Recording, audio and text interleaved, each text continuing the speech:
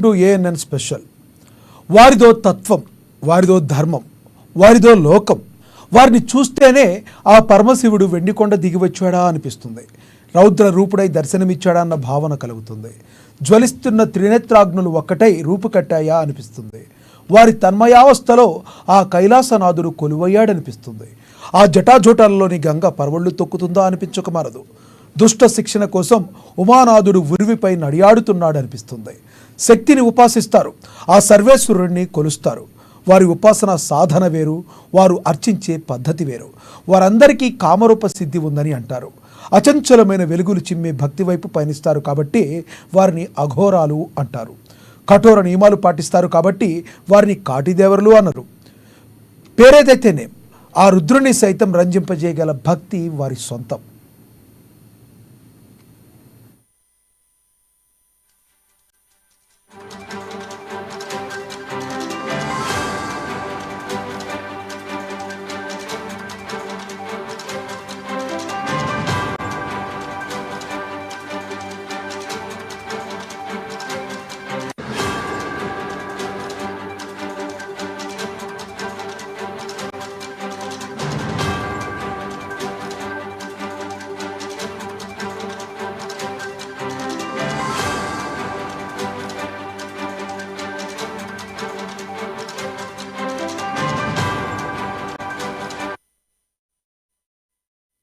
శక్తులు అనేకం. ఒకటి తాంత్రిక శక్తి, రెండు మంత్రశక్తి. దేనికున్న బలం దానిదే. ఉపాసనా మార్గాలే వేరుగా కనిపిస్తాయి. వీటిలో తాంత్రిక శక్తిని నిక్షిప్తం చేసుకున్న వారే అఘోరాలు. బాహ్య ప్రపంచం గురించి వారికి పట్టదు. ఎదుటివారి గురించి ఎలాంటి ఆలోచన ఉండదు. వారి లోకంలో వారు విహరిస్తూ ఉంటారు. శివధ్యానంతో తరిస్తూ ఉంటారు. కానీ ఇప్పుడు జరుగుతున్నది వేరు. జనబాహుళ్యంలో విహరిస్తూ హల్చల్ చేయటం పరిపాటిగా మారింది. నిన్న భీమవరం, ఇప్పుడు కాళహస్తి. ఆయా ఆలయాల వద్ద ఓ అఘోరీ సృష్టించిన హల్చల్ అంతా ఇంతా కాదు. ఇది ఎంతవరకు సమర్థనీయం? అసలు అఘోరాలు కానీ అఘోరీలు కానీ అధునాతన పద్ధతులను అవలంబిస్తూ హంగు ఆర్భాటాలతో సంచరించడం ఎంతవరకు సమంజసం? ఆలయాల వద్ద జనబాహుళ్యంలో తన ఉనికిని కోసం ప్రయత్నాలు చేయడాన్ని మనం ఎలా చూడాలి?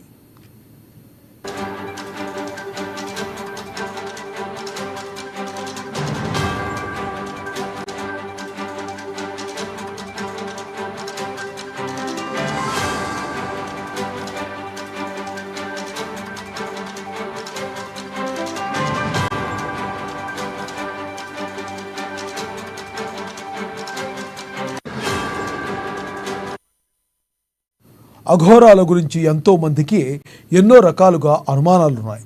వారి వేషభాషలు, వ్యవహార శైలిని తప్పుబట్టేవారు ఉన్నారు.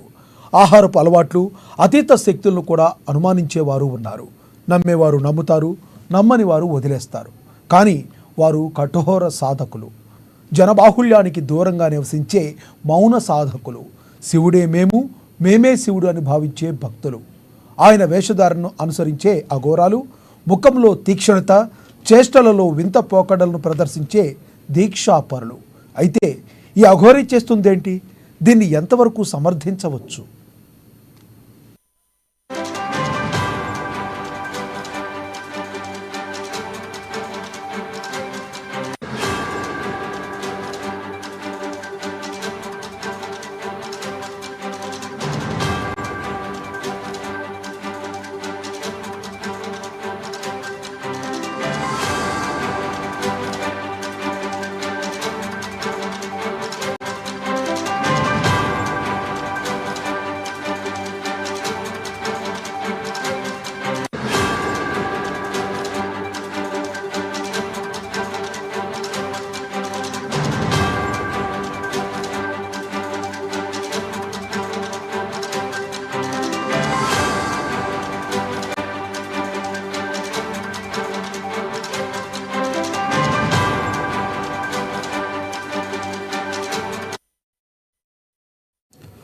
వారిదో తత్వం, వారిదో ధర్మం, వారిదో లోకం.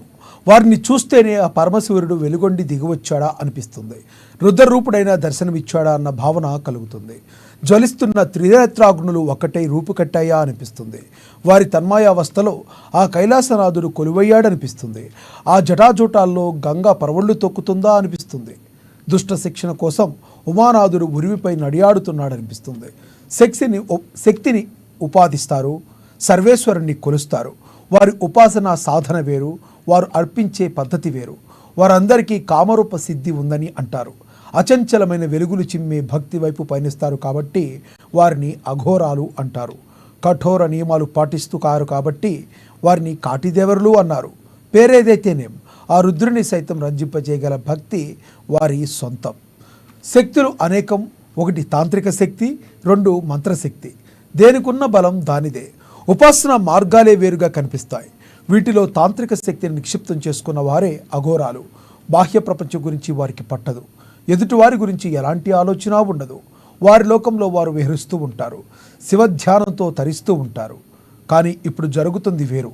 జనబాహుల్యంలో విహరిస్తూ హల్చల్ చేయడం పరిపాటిగా మారింది. నిన్న భీమవరం, ఇప్పుడు కాళహస్తి. ఆయా ఆలయాల వద్ద ఓ అఘోరి సృష్టించిన హల్చల్ అంతా ఇంతా కాదు. ఇదే విషయానికి సంబంధించి మరింత సమాచారాన్ని మా ప్రతినిధి హేమంత్ అందిస్తారు.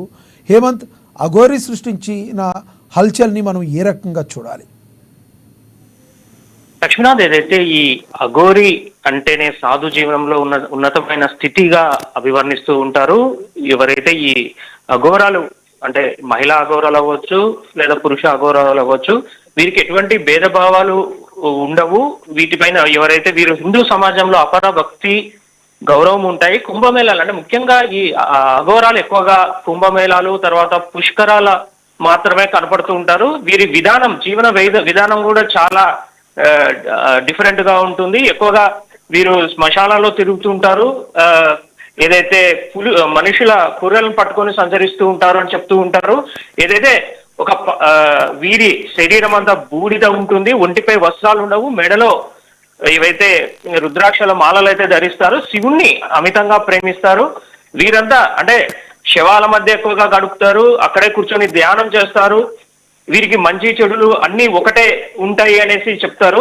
ఏదైతే ఇప్పుడు ప్రస్తుతం మనకు ఏదైతే తెలుగు రాష్ట్రాల్లో హల్చల్ చేస్తున్నటువంటి లేడీ అఘోరా ఎవరైతే ఉన్నారో ఈమె పైన ఇప్పుడు తీవ్ర రాష్ట్రంలో చర్చనీయాంశమైంది. గత కొద్ది రోజులుగా ఈమె తెలంగాణలో కొంత హల్చల్ చేశారు. ఎక్కడైతే ఈ తెలంగాణలో ముత్యాలమ్మ గుడి దగ్గర ఆమె ఆత్మార్పణం చేసుకుంటానంటూ ఆమె కొంత కాంట్రవర్సీ క్రియేట్ చేయడం జరిగింది. ఏదైతే ఈవెన్ ప్రతి దేవాలయంలో అంటే హిందూ సనాతన ధర్మాన్ని తాను కాపాడేందుకే తాను దేవాలయాలు తిరుగుతున్నానంటూ ప్రచారం చేస్తూ వస్తుంది. తెలంగాణలో ఏదైతే గడిచిన వారం 10 రోజులుగా ఆమె ఏదైతే తిరుగుతూ వస్తోంది టెంపుల్స్, అలాగే ఆధ్యాత్మిక కార్యక్రమాలు అంటే కొంతమంది సాధు పుంగవులు ఎవరు ఉండవచ్చు, సాధువులు ఉండవచ్చు, వీరితో కలవడం, హిందూ ధర్మంని కాపాడేందుకే తాను ఇలా చేస్తున్నానంటూ ఆమె చెప్పడం జరుగుతోంది. తాజాగా ఈ రోజు శ్రీకాళహస్తిలో ఆమె అయితే ఈ లేడీ అఘోరి హల్చల్ అయితే చేసింది.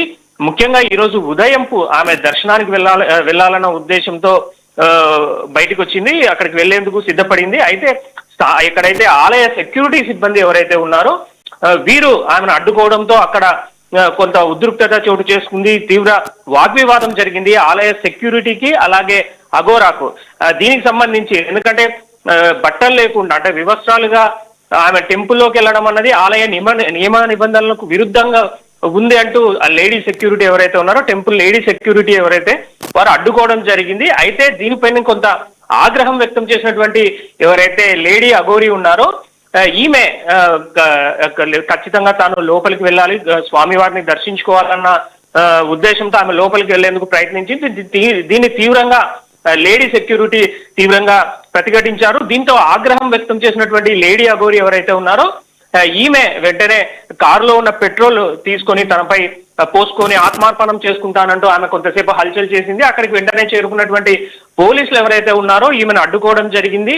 ఖచ్చితంగా బట్టలు లేకుండా అయితే తాము ఎట్టి పరిస్థితుల్లో టెంపుల్లోకి అనుమతించము అని చెప్పడం జరుగుతోంది. దీంతో కొంత ఏదైతే ఆ పరిస్థితి ఏదైతే శ్రీకాళ ఆలయం పరిసర ప్రాంతాల్లో కొంత ఉద్రిక్తత అయితే చోటు చేసుకుంది. ఈవెన్ భక్తులు కూడా ఒక రకంగా భయాందోళనకు గురయ్యారు. అసలు ఏం జరుగుతుందన్న టెన్షన్ వాతావరణం అయితే ఆ శ్రీకాళహస్తి ఆలయ పరిసర ప్రాంతాల్లో జరిగింది. మొత్తం మీద ఎవరైతే ఈ లేడీ అఘోరి ఉన్నారో ఈమె ఏదైతే ప్రచారం చేస్తోందో ఆమె ప్రతి ఆలయానికి వెళ్తుందో దీనిపైన కొంత వివాదం అయితే చెలరేగుతూ వస్తోంది. గతంలో కూడా అంటే గత 10 రోజులుగా ఇటు తెలంగాణలో అవ్వచ్చు, ఇప్పుడు ఏపీలో అవ్వచ్చు, 2 చోట్ల ఈమె చేస్తున్న ఈ గందరగోళం ఏదైతే హడావిడి ఇదంతా కొంత ఉద్రిక్తలకు అయితే దారి తీస్తుంది. నిన్న కూడా కోనసీమ జిల్లాలో ఆమె పర్యటించింది. అక్కడ కూడా కొంతమంది సాధువులతో మాట్లాడింది. ఏదైతే ఈ హిందూ ధర్మాన్ని దాన్ని కాపాడేందుకే తాను వచ్చానంటూ ఆమె చెప్పడం జరుగుతోంది. అయితే దీనిపైన ఎవరైతే ఈ అఘోరాలు ఎలా ఉంటారు, వీరి జీవన విధానం ఎలా ఉంటది అన్న దానిపైన ఇప్పుడు తీవ్ర రాష్ట్రమంతా చర్చ అయితే జరుగుతోంది. ఈవెన్ ఎవరైతే ఈ అఘోరాలు కొంతమంది అంటే జీవన విధానం మామూలుగా మనుషులు సాధారణంగా మనుషులకుండే జీవన విధానానికి వీరి అఘోరాలకు చాలా డిఫరెంట్ గా ఉంటుంది. వీరి విధానమే వేరే ఉంటుంది. వీరు మనుషులకు చాలా దూరంగా ఉంటారు అన్నట్లుగా చెప్తూ వస్తున్నారు. ఈవెన్ చాలా అంటే ఏదైతే ఈ అఘోరాలు ఏవైతే నియమాలు కఠినంగా ఉంటాయి, వీరు ఆచరించే మార్గం కూడా చాలా డిఫరెంట్ గా ఉంటుందనేసి చెప్పడం జరుగుతుంది. ఎక్కువగా ఈ హిమాలయ మంచు గుహలు, తర్వాత కాశీ క్షేత్రం, బెంగాల్, గుజరాత్ అడవుల్లో వీరు ఎక్కువగా సంచరిస్తూ ఉంటారు ఈ అఘోరాలు. కానీ ఈమె దానికి విరుద్ధంగా తెలుగు రాష్ట్రాల్లో ఇలా ప్రతి దేవాలయానికి వెళ్ళడము, అలాగే హిందూ ధర్మానికి పాటిస్తానని చెప్పడము, దీనిపైన కొంత ఇప్పుడు తెలుగు రాష్ట్రాల్లో కొంత సంచలనంగా మారింది. దీనిపైన చర్చ కూడా నడుస్తోంది. Lakshminath, thank you Hemant.